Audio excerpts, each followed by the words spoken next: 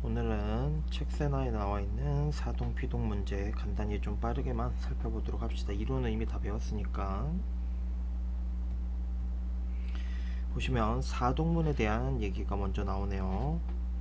적절하지 않은 것을 고르라고 했지. 그래서 원래 주동문을 사동문으로 바꾼다 했지. 능피주사, 능동문은 피동문으로, 주동문은 사동문으로. 그래서 이런 것들은 제가 문제 풀기 전에 샷을 때려놓고 보시면 좀 더 편하게 볼 수 있겠지. 아무래도 컬러니까. 그래서 주어가 직접 동작을 하는 게 주동이면 남에게 시키는 게 사동이다. 그래서 사동을 만들 때는 사동접사 이 히리기 우구추를 붙일 수 있어. 그런 걸 우리가 파생적 사동 또는 짧은 사동, 한자로 단형 사동이라고 얘기를 하고, 개하다나 시키다를 붙여서 만들 경우 우리가 얘랑 비교해서 통사적 사동 또는 긴 사동 또는 장형 사동이라고 우리가 얘기를 합니다. 그래서 이거랑 관련해서 문제를 한번 볼게요. 주동문을 사동문으로 바꾼 예입니다. 그래서 주동문을 사동문으로 바꿀 때는 제가 여기에도 표시를 조금 해놨지만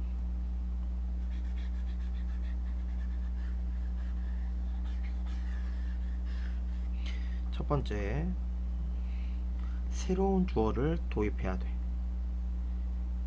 예를 들어서 개가 밥을 먹다면 이렇게 새로운 주어가 도입이 되는 거야. 그러고 나면 원래 주어는 쓸모가 없어졌죠. 그 원래 쓸모 없어진 주어를 바꿔주는 거야. 바꿔주는데 두 가지 방법이 있습니다. 원래 목적어가 있는 문장이냐 목적어가 없는 문장이냐를 신경 쓰라 했어. 왜냐면 사동문은 타동사라 했어. 그러니까 결국 목적어를 있어야 된단 말이야. 근데 얘 같은 경우는 원래 타동사야. 근데 얘는 지금 목적어가 없죠? 자동사란 말이야. 얘도 목적어 없지? 자동사란 말이야. 이렇게 자동사일 때랑 타동사일 때는 다른 거야. 타동사일 때는 이미 목적어가 있으니까 목적어는 그대로 보내주고 새로운 주어를 도입시킨 다음에 쓸모없어진 주어를 부사어로 바꾸는 거야. 근데 이렇게 목적어 없는 자동사 같은 경우는 새로운 주어를 도입해. 그리고 나면 쓸모없어진 주어를 목적어로 바꿔줘야 돼. 목적어.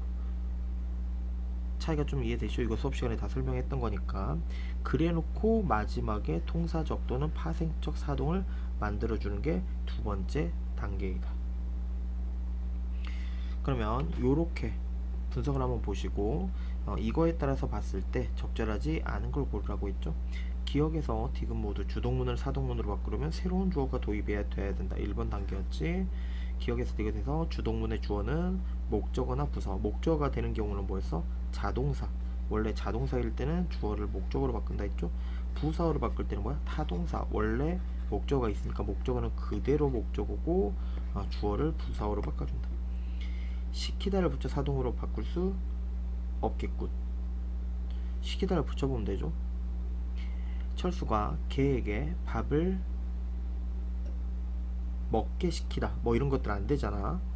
이런 것들 밥을 시켜도 마찬가지로 안 되겠지.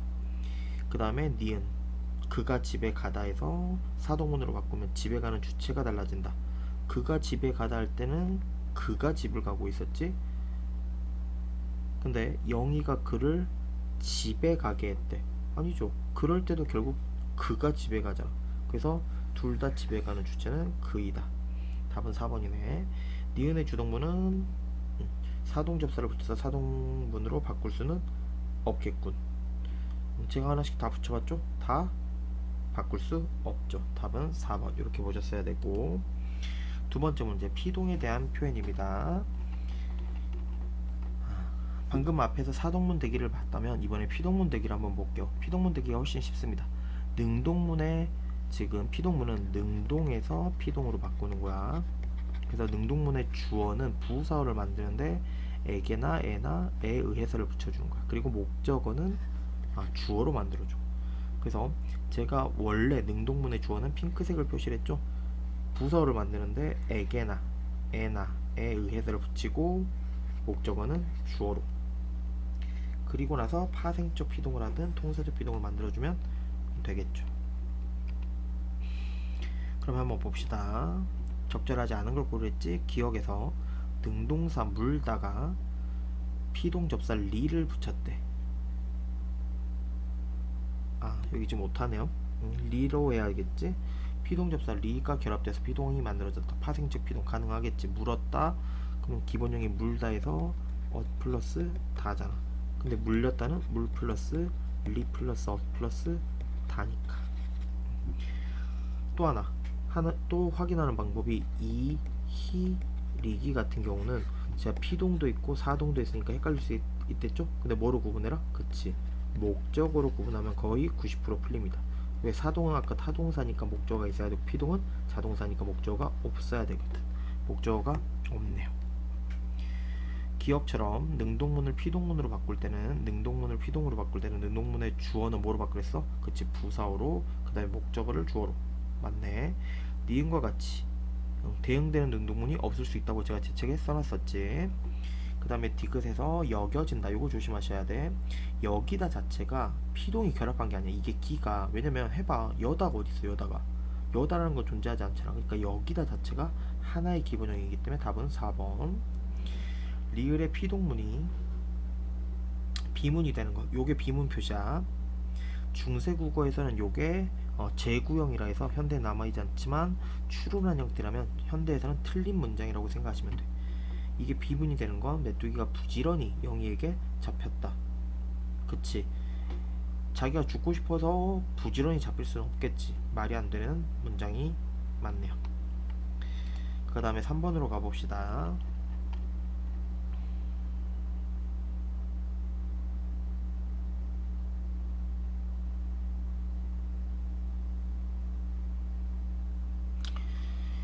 요런 것들은 제가 뭐 방금도 얘기를 했다시피 요 피동사동은 다 나와 있는 거고 요걸 제가 형태도 분석을 해놨으니까 요거랑 맞춰가지고 목적어로 한번 구분을 해보시면 한번 쉽게 풀 수 있을 겁니다. 이런 것들 한번 보시면 되겠고 형태도 분석이 어려운 거지 내용이 어려운 건 아니니까.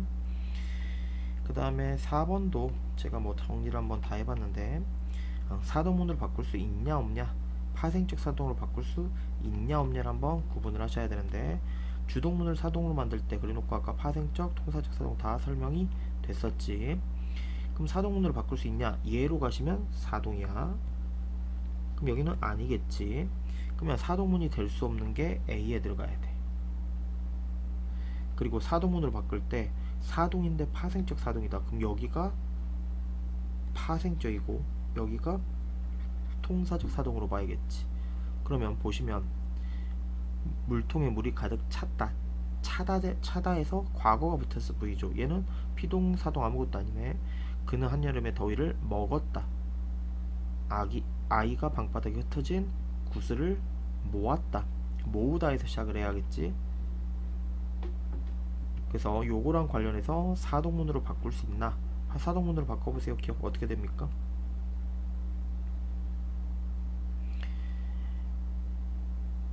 이런 문장이 있으면 사동으로 바꿀 때 새로운 주어를 도입해야겠지. 누군가가. 그 다음에 쓸모없어진 주어를 목적으로 바꿔야겠지. 물을 물통에 가득 채웠다 정도로 볼 수가 있겠네. 그럼 얘는 가능하죠? 그럼 채웠다면 차다에 이 우 정도가 붙을 수가 있겠지. 그럼 얘는 사동접사가 붙어서 만드는 사동문이 될 수가 있겠죠. 그래서 얘는 우선 B에는 기억이 들어갈 수가 있어야겠네. 그러면 요렇게 지금 둘 중에 하나가 답이 돼야겠네. 그래서 지금 보시면 니은 디귿 디귿 니은 여기만 구분할 수 있으면 가능하겠네요. 그 밑에 한번 볼까요? 그는 한여름의 더위를 먹었다. 그럼 사동으로 바꿔봐. 누군가가 그에게 한여름의 더위를 먹였다. 돼? 안 돼? 안 되겠지. 그러면 니은은 어떻게 보셔야 돼? 파생적 사동이 될 수는 없죠. 그 다음에 디귿으로 가봅시다. 아이가 방바닥에 흩어진 구슬을 모았다. 누군가가 아이에게 방바닥에 흩어진 구슬을 모으게 했다 정도는 가능할 수가 있겠네. 그러면 C에 들어갈 수 있는 건 디귿이네. 그러면 디귿, C의 디귿 답 2번 요렇게 고르는 문제가 되겠네요. 이 정도는 뭐 어렵지 않게 보셔야 된다 해서 방법만 알 수 있고 형태도 분석만 할 수 있으면 어렵지 않은 문제라고 보시면 되겠습니다. 그 다음에 피동, 요런 것들은 아까 다 설명이 됐는데 조금 막 어렵다기보다 요걸 적용하는 문제만 보시면 되겠죠. 그래서 제가 색깔로 한번 구분을 해봤는데 하나씩 다 분석을 해봤습니다. 입혔다는 잎이었다. 그러면 이때 희가 있는데 이때 희는 조심하셔야 돼. 피동접사가 아니라 사동접사야. 질문, 왜 사동접사일까? 그치, 보시면 앞에가 목적어가 있잖아. 제가 아까 목적격 조사가 을룰이 있을 때 조심하랬죠. 이 희리기는 피동접사도 있고 사동접사도 있어. 근데 항상 앞에를 봤을 때 요런 거 조심하셨어야 돼. 그래서 얘는 사동접사가 붙은 형태이기 때문에 사동사라고 봐야지 피동사가 아니다. 매력적인 오답입니다. 그 다음에 니은, 내 목의 일거리는 형에게 건네받았다. 기본형이 건네다겠지. 건다는 없잖아. 건네 플러스 밭 플러스 앗 플러스 다야. 그러면 봤더니 니은 하를 밭이나 되나 당하로 교체하래. 그럼 얘를 하를 밭으로 바꿨다잖아. 그럼 건네하다가 나와야 되는데 될 수가 없죠. 밝혀졌다. 이거 제가 수업 시간에도 엄청 강조했던 문장이죠. 단어고 밝히어지다. 이거 기억나셔야 돼. 원래 기본형은 박다에서 시작해야 돼. 방이 밝다. 제가 이렇게 얘기했죠. 근데 방이 밝히다가 되면 방이 밝히다가 말이 안 되잖아. 누군가가 방을 밝히다니까 이때 희는 사동이 들어있겠지. 그래서 사동접사야. 그래서 여기가 요까지가 이미 사동사가 된 거야. 거기에 피동이 붙었기 때문에 결론적으로는 피동이야. 그래서 디귿, 동사 어간에 그치 사동사라니까 어지다를 붙어서 만드는 3번은 답이 되겠네. 존경받는다. 존경 플러스 밭 플러스 는 플러스 다. 리얼, 자연적으로 발생하는 사태를 표현할 때는 피동문에 대응하는 능동문을 상정하기가 어려운 경우가 있다. 이런 것들은 뭐 보시면 뭐 저건 아까 앞에서도 나왔던 요런 것들, 요런 문제랑 비슷한 거니까 뭐 보시면 되는 문제. 그 다음에 이루어졌다도 마찬가지로 이루다에서 기본형이 시작하겠지. 거기에 어지가 붙고 그 다음에 과거 다가 붙었네. 그럼 이루다는 뭐뭇을 이루다잖아. 누가 뭐뭇을 이루다 이렇게 쓰지. 그러면 얘는 목적어가 있으니까 뭐야? 타동사야. 타동사. 그래서 이루다는 뭐뭇을 형태로 이루어지는 타동사다. 그래서 아지 어지는 형용사나 자동사에 아니죠. 틀렸죠. 여긴 타동사니까 답은 3번 이렇게 보셨어야 됐고, 그 다음에 긴 지문이네요. 긴 지문 아까 제가 설명했던 게 여기 다 뭐 파생적, 피동, 그 다음에 불규칙 요런 것들 다 나와 있고 통사적 피동 나와 있고, 그래서 제가 색깔로 한번 구분을 해보고 색깔하고 관련된 것들을 다 한번 써봤는데 여기서 뭐 다른 것들은 뭐 중세는 제외하고 볼만한 건 나머지 설명이 다 됐고 얘는 조금 볼만하죠. 어감 불규칙, 요거랑 관련해서 저는 만약에 선생님이 이번에 시험을 좀 3학년 걸 좀 관심있게 봤다면 여기서 르도 괜찮긴 한데 우선 열로 3번 한번 설명을 해볼게. 누르다야 여기에 이를 붙이는 거야. 그리고 다가 왔다고 해봐. 그럼 이때 피동접사인데 르 불규칙이야. 어감 불규칙 중에서도 르 불규칙은 뒤에 모음이 왔을 때 르가 리을 리을로 변하는 거야. 그러면 얘가 리을 리을로 변해봐. 그러면 누 리을 리을이 되고 거기에 이가 붙고 다가 되는 거야. 그래서 눌리다처럼 바뀌는 걸 얘기하는 거잖아. 근데 조금 조심하셔야 되는 게 요거랑 관련했을 때 제가 형태론 할 때도 굉장히 강조했고 특강 때도 강조했고, 근데 고3 모고에 최근에 나왔던 게 이 단어야. 이르다야. 이르다는 의미가 굉장히 여러 가지로 쓸 수 있는데 어디에 이르다도 있고, 그러니까 도달하다의 의미겠지. 그 다음에 일찍이라는 의미도 있고 말하다의 의미도 있는 거야. 근데 요 두 개와 얘는 다르게 보셔야 돼. 왜냐, 한번 해볼게요. 이르 플러스 어를 똑같이 했어. 근데 얘는 어떻게 돼? 어디에? 이르러가 돼. 근데 얘는 똑같은 환경인데 얘는 야, 넌 아직 그 가겐 일러 일찍. 야, 너 가서 집에 가서 일러줘, 말해줘, 이렇게 되지. 그러니까 보시면 이 두 개는 르가 왔을 때 어감 불규칙 중에서도 르 불규칙이야. 그래서 얘네가 리을이 되니까 요렇게 되는 거야. 그러면 얘네 두 개는 얘랑 동일한 거야. 근데 이런 의미로 썼을 때는 지금 뭐가 변했어? 어간이 변한 게 아니라 어미 불규칙이 돼서 얘랑 다르게 쓰이고 있지. 그래서 학교 시험을 갔을 때 이 도착하다, 도달하다의 의미로 예문이 나오는지를 착각하지 않게 보셔야 돼. 그래서 러 불규칙, 르 불규칙은 뭐랑 다르다? 어미 불규칙 중에서도 러 불규칙과 다르다로 시험을 내기가 너무너무 괜찮다. 이런 것들은 조금 조심을 해줘야 되는 이론입니다. 그래서 1번 물건이 실리다는 피동사 파생이 동사의 불규칙 활용의 형태로 나타난 것이다. 그렇죠? 기본형이 실리다가 아니잖아. 기본형이 씻다야, 씻다. 물건을 씻다. 근데 거기에 이가 되니까 디귿 불규칙이 된 거야. 그래서 디귿이 리을로 돼서 실리다가 되는 거고, 그 다음에 보시면 소리가 작아지다. 작다에 아지다가 붙은 거지. 근데 이렇게 됐을 때 피동이냐? 아니지. 조심하셔야 돼. 왜냐? 요것도 수업 시간에 제가 얘기를 했는데, 형용사, 원래 아지다가 동사에 붙었을 때는 피동이야. 근데 용언이 아니라 형용사에 어지다, 아지다가 붙으면 얘는 상태 변화를 나타내. 그래서 제가 수업 시간에 요런 얘기 했죠? 예뻐지다. 예쁘다가 형용사잖아. 그럼 예뻐지다 하면 상태가 변한 거야. 방이 어둡다가 밝아진다. 상태가 변한 거라고.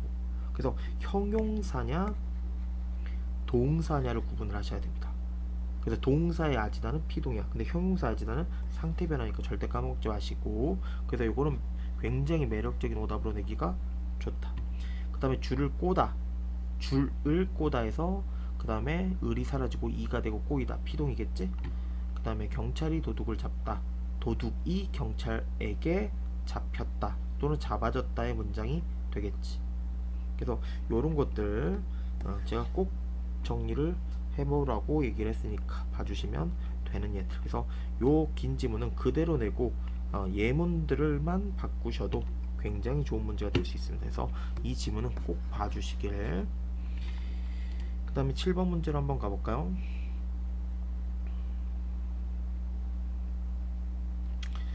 요거는 수업 시간에 제가 얘기했던 건데, 파생적 사동, 파생접사가 붙은 거죠. 그 다음에 개되다가 붙은 긴 사동. 근데 우선 조심을 하셔야 돼. 파생적 사동은 짧은 사동이야. 단형 사동이라고. 그러니까 직접이 기본이야. 다이렉트로 간다고 생각하면 돼. 통사적은 긴이야.